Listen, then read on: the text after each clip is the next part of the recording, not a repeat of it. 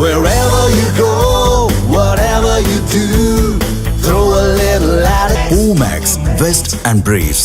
நேபாளத்தின் அடுத்த பிரதமராக காத்மாண்டு மேயர் பாலின் ஷா பதவியேற்க வேண்டும் என இளைஞர்கள் கோரிக்கை விடுத்திருக்கின்றனர். நேபாளத்தில் சமூக வலைதளத்திற்கு விதிக்கப்பட்ட தடையால் ஏற்பட்ட கலவரத்தை தொடர்ந்து அந்நாட்டு குடியரசுத் தலைவர் ராம்சந்திர பௌடல் மற்றும் பிரதமர் KP சர்மா ஓலி ஆகியோர் பதவியை ராஜினாமா செய்வதாக அறிவித்துள்ளனர். இதனைத் தொடர்ந்து நேபாளத்தின் அடுத்த பிரதமராக பதவி ஏற்க வேண்டும் என இளைஞர்களால் வலியுறுத்தப்படும் பாலின் ஷா ஒரு சிவில் இன்ஜினியராக தனது வாழ்க்கையை தொடங்கினார்.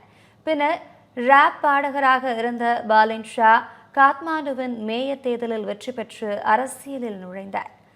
டைம் பத்திரிகையின் 2023ஆம் ஆண்டின் சிறந்த 100 ஆளுமைகள் பட்டியலில் இடம் பிடித்ததன் மூலம் இளைஞர்கள் மத்தியில் பாலின் ஷா பிரபலமானவரானார்.